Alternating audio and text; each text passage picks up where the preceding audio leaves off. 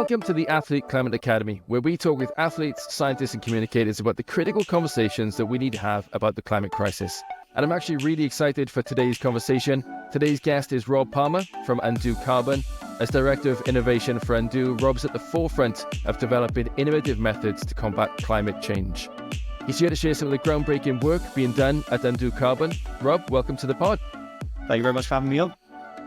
Oh, it's our pleasure. So I got to know Undo. I've known Undo before it was Undo. And speaking to some of the founders, watching it flourish over the last few years, can you start by giving us a quick overview of what Undo Carbon's all about and what your team focuses on?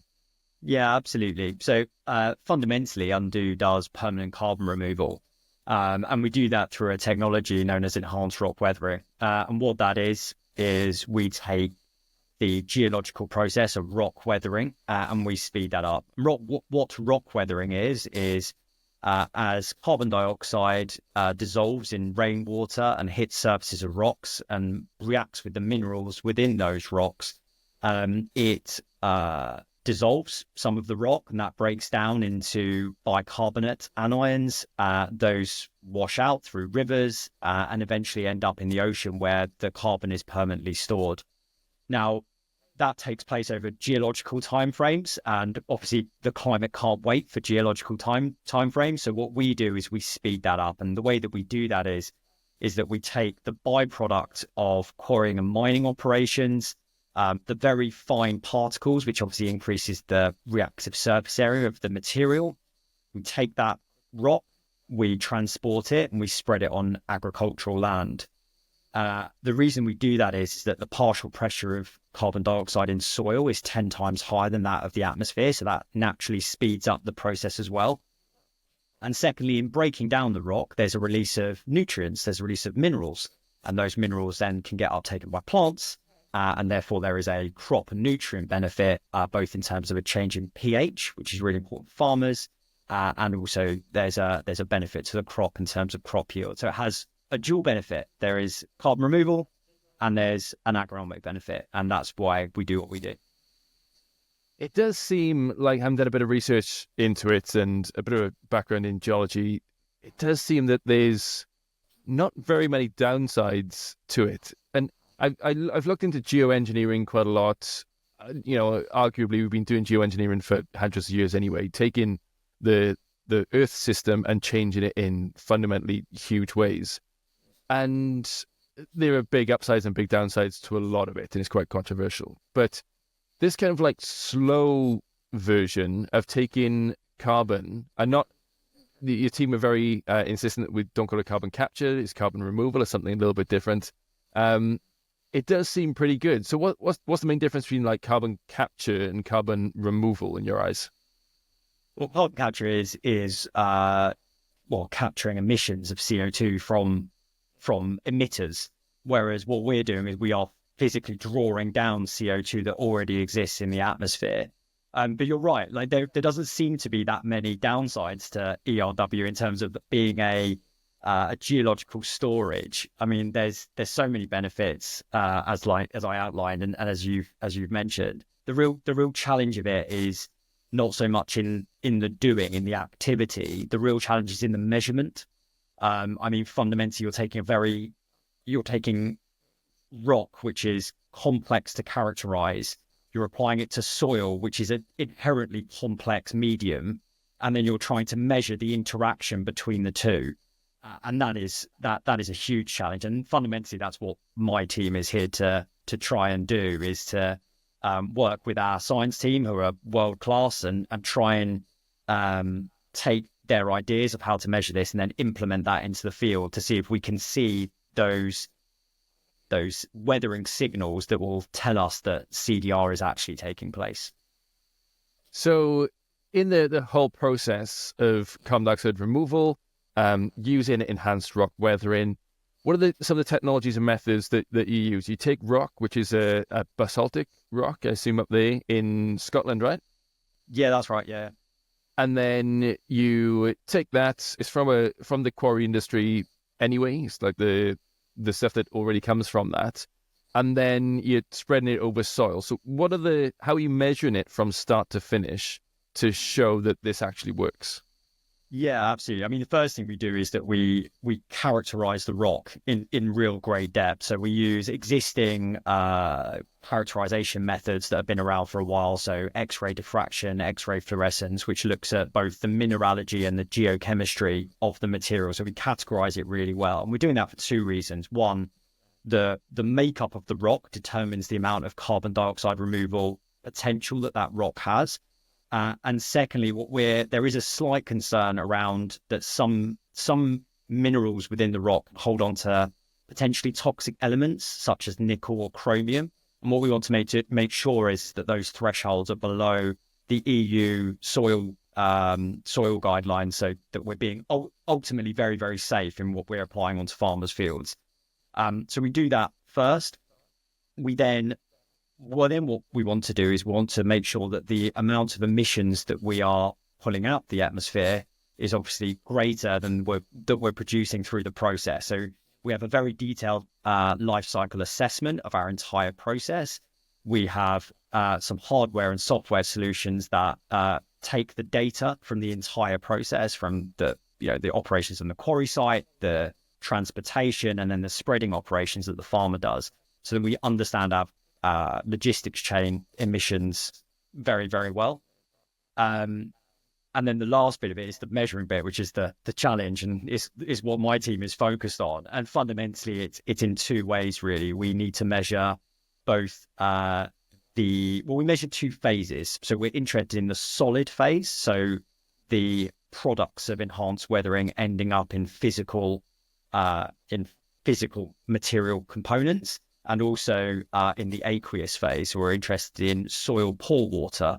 And what we're looking for there is both bicarbonate in the aqueous phase, and that charge balancing with cations, which exist on either soil exchanges or in the aqueous phase, because you need both sides of the equation. You need the cations to charge balance the bicarbonate for them to then flush their way out through the river systems and out to the oceans.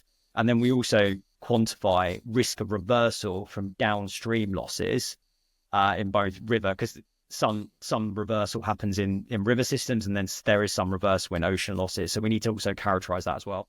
So whilst it sounds on the surface like it's a really easy thing to do, take quarry rock, spread it on land, carbon credits, it's incredibly complicated and requires a big and multifunctional team to be able to solve the entire problem.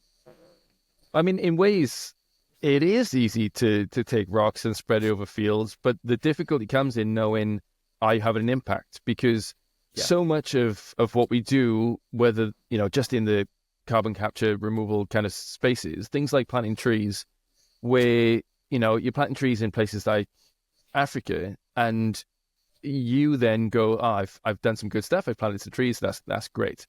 How do you know that, with the climate changing as it is, in 5 years' time, in 2 years' time, in 3 years' time, that whole forest isn't going to burn down because of a wildfire? You've just released that carbon back into the atmosphere. So the difficulty comes, I think, in all these things of like proving your work. Like, we go back to school and be like, okay, it's easy to get to that conclusion, but how did you get there?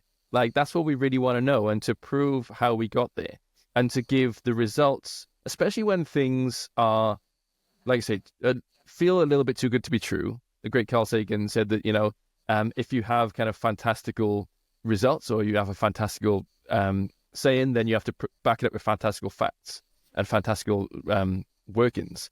So you guys are getting those fantastical results. You're getting sometimes higher crop yields than you would have without the rock. You're getting good carbon removal, but hopefully you've got those workings out to back all that up, right?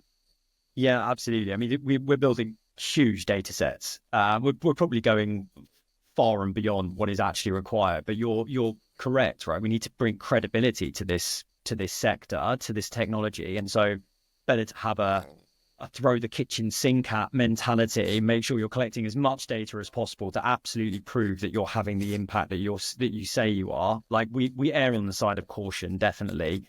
And for good reason, exactly the reasons that you just outlined then. So yeah, absolutely. So if it is as fantastic as we think it is, what are the big challenges that you're facing in scaling. How are you kind of tackling, or are you just trying to keep it small for now to do all these measurements? Are you trying to scale up? Is it something that you're trying to spread to different, with more farmers, with more volunteers, how are you tackling all that? Yes, we're conducting our first conducting our first operation overseas in Canada. Actually, we started late last year, and we're trying to build out and develop a partnership to prove that we can do this not just internally, but we can do this through partnerships, which we believe is the model that we need to refine in order to scale to bring about the mega and gigaton scale that we all need in terms of carbon removal. And so that's a challenge unto itself when you change from, doing everything intrinsically as a business to like having to outsource the operations, but provide them with the technology platform, provide them with the science in order for them to conduct the activity. And you're an enabler as opposed to a doer. I think one of the biggest challenges is financing. I mean, fundamentally, our revenue is driven by carbon credits, and they tend to be on delivery. Now we have a lag. We have a lot of upfront costs in terms of getting that rock on the ground and doing the measurements. That's paid for upfront, and you're not going to get payment until delivery. That could be a year or so down the line once you've gone through the correct verification and validation pathways. And so how do you bring capital forwards to enable your operations in order to spin that handle faster and faster so that you can get to greater and greater scale? And it's a challenge that our finance team are working on at the moment, is how you bring different finance structures to bear to allow us to scale. But again, it's like everything here, it's a massive challenge because you're trying to educate financiers, banks, on a super novel technology that is hard to grasp. So it's a long process. Oh, one of my questions was going to be, what role do policymakers and government support play in this kind of thing, in carbon removal technologies? And it seems that having some kind of action that works in the way of making sure that you guys have the finance earlier, but then it's difficult because there's always people who game that system, who, you maybe get to the verification process and it isn't what it says it is. It is really difficult when you try and play that finance game. Yeah, it is. I mean, that's why we need better regulations. We need to make sure that the methodologies are fit for purpose, and that those are credible within the eyes of the market, and then that people are playing by the same rule book. Because what we don't want is a rogue actor that will bring the whole thing down. Yeah, just someone going out there just kicking a few rocks around and. That. I mean, I've done that in the past. I go into quarries quite a lot and play with rocks. I have done since I was a kid, but I am not doing any carbon removal. So it sounds like the one of the big barriers going forward is still going to be, and it is for the entire sector of, when we're trying to get to carbon neutrality and net zero, and we're going to have to actively go beyond that, and as well as eliminating fossil fuels and get into net zero, we're going to have to go to reduce beyond that to start taking some carbon out of the atmosphere. I think we can all agree on that. And how we do that is going to be really important. It sounds like it's going to be a mixture of, a myriad of different ways. And it seems that carbon removal through enhanced rock weathering is going to be a small part of that. I don't think we should ever put the onus on one technology, because I don't think one technology can do it all. But in the coming years, do you see more enhanced rock companies come up? How quick is the technology going to grow? And is it going to become a big part of our carbon removal in the future? Well, so yes to all those questions. I think, fundamentally, basalt is one of the most abundant rocks on Earth. And so the feedstock is not a limiting factor. We have, we integrate generally when we conduct our operations with infrastructure that already exists. I mean, there's already lime spreaders. That's what we use to spread our material. There's already hauliers. who are moving material for farms across countries.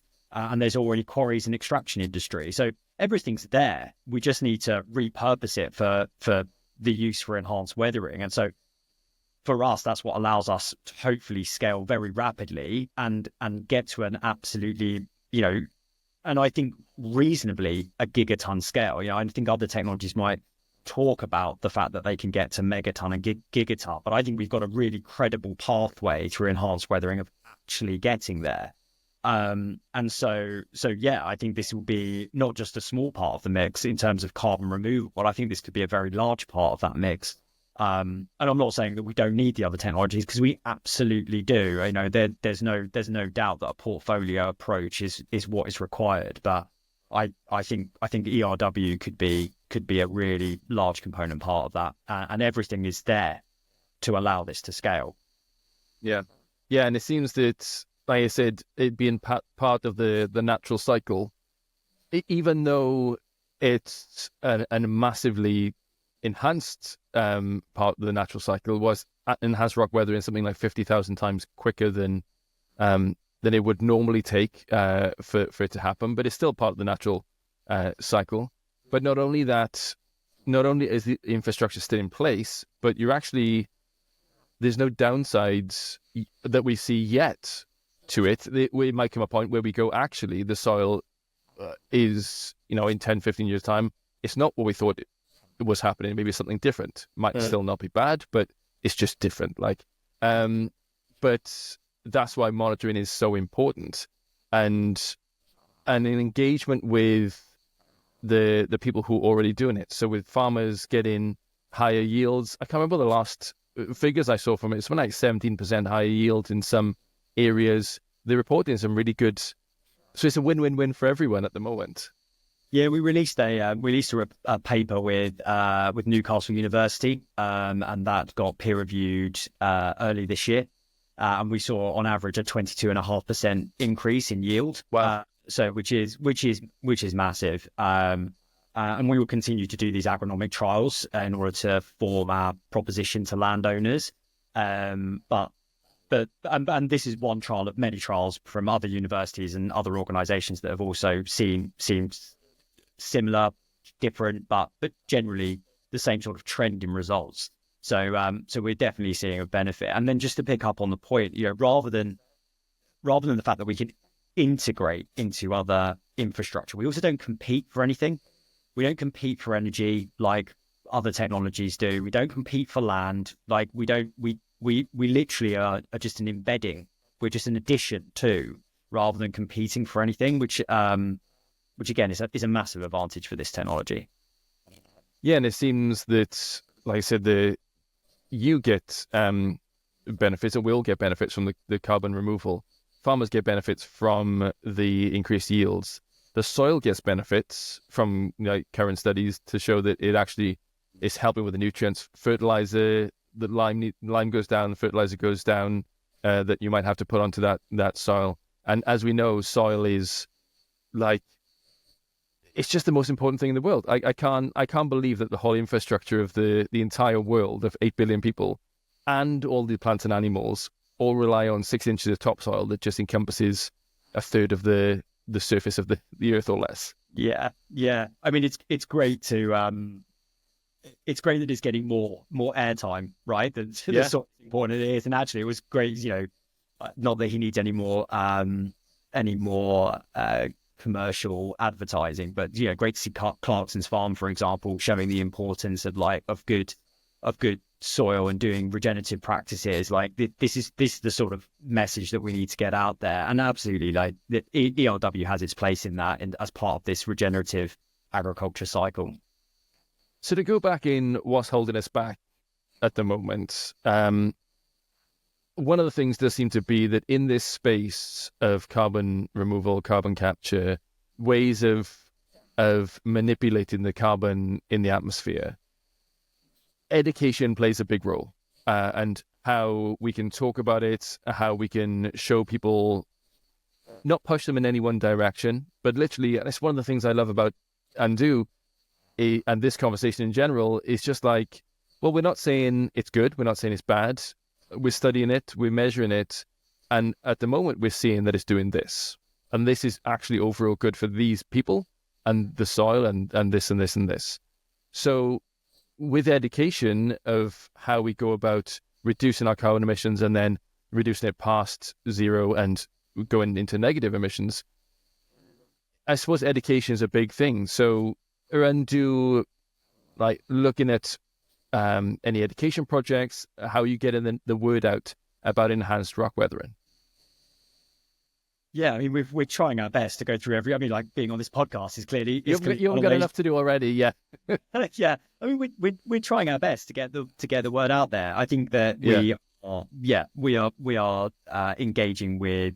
we're engaging through universities. So we did an internship program last summer. I think we'll probably do the same again. We attend every agricultural event that we can get our hands on. So you'll see us at the Royal Highland Show. You'll see us at Groundswell. We will be there, banging the drum for enhanced weathering. I mean, I think there's two sides of it. There's the farmer adoption side of it, and then there's also the buyer side of it. For those that want to interact with the voluntary carbon market and reduce their emissions. And there's an education piece on both sides, and we're using every channel available to us to be able to try and do that. And I think it's it's word of mouth. It's screaming it from a megaphone, and wherever we can take that opportunity, we'll take it. It's frustrating because being from the valleys in South Wales, and I think this is the same for every small town in every country on every continent around the world, the best form of marketing is always word of mouth. As good as Google are at advertising and Amazon and all the rest, they have not, and the facts and the figures probably prove me wrong at how good they are at advertising. But I feel like word of mouth is just really good because I'd flick past something's been advertised to me. But if I have a conversation with someone on the streets about this and they can back it up with facts and they have like the measurements to show me and everything, I'm like, I'm on board. Like, that's great. So it's this duality of, well, we need to start shouting about it because it's really good. But at the same time, if we start shouting about it too much, then the word of mouth thing goes away. And for our, on the website, you've got ways for businesses to take part, but also for those individuals who do hear about it through this podcast and everything else. You've got ways for individuals to take part as well, right? Yeah, absolutely. I mean, to your point, like the word of mouth thing, I realize this is an athlete, so they're sport focused, but I still play some like community sport in my hometown, and I do a bit of football, and I play some rugby. I play vets rugby because I'm getting of that age now.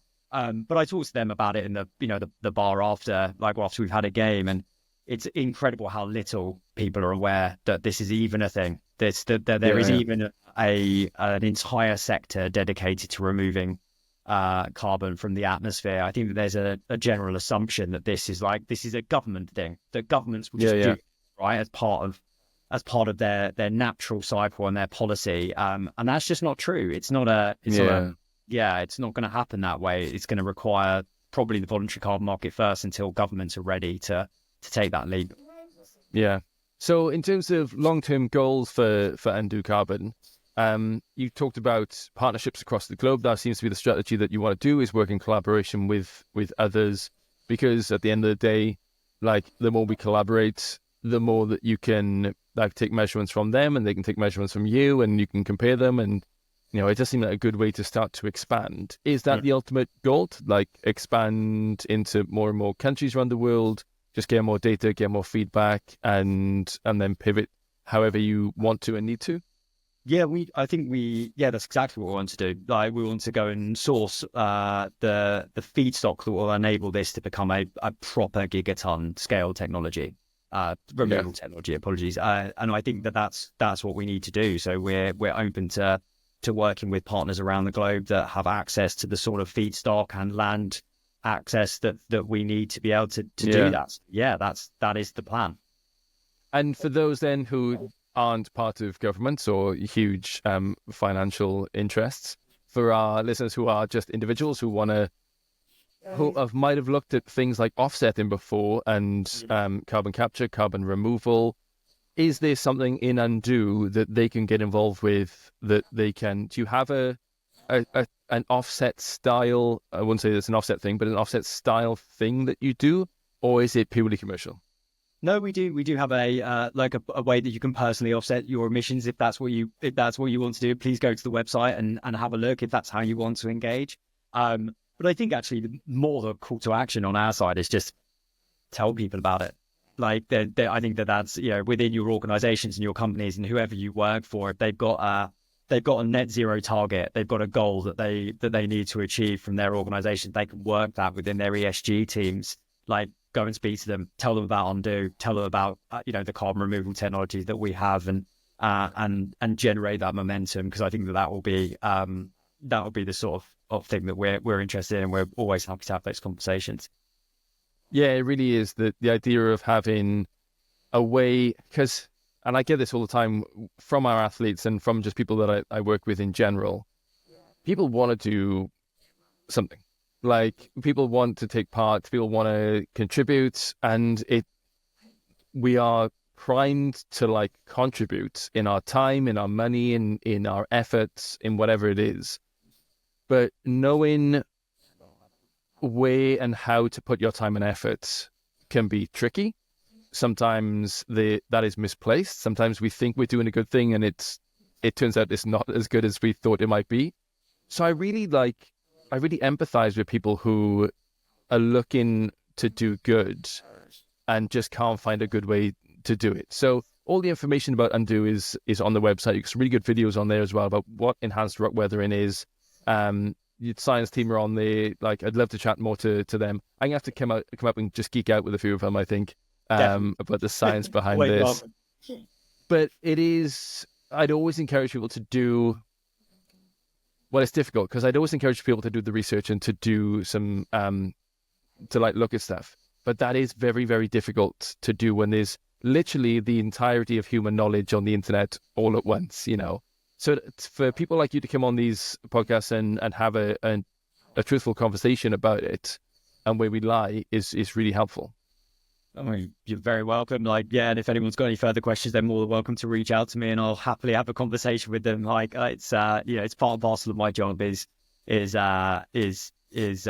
distilling the complexity of this technology and converting it into something that we can simply communicate so that it's accessible for people, because once it's accessible, then they can engage with it. And so that's what we're trying to do here. Perfect. So what's next for you? Back out into the field, getting dirty again, digging holes? Always. Any excuse to not sit at my computer, I will dig holes and take soil samples far better than I am sat on an Excel spreadsheet. For me, it's back out to Canada. I'm heading there next week to continue to set up our partnership operations out there, which is just massively exciting. And then who knows what the future holds. It's all go. It's very busy here, and it's super exciting, and we feel like we're on the cusp of really getting to that trajectory for scale. So I'm really excited. Good luck with them on Public. un-do.com is the website for people who want to check out more. Director of Innovation for Undo, Rob Palmer, thank you so much for being on the podcast. Thank you very much for having me.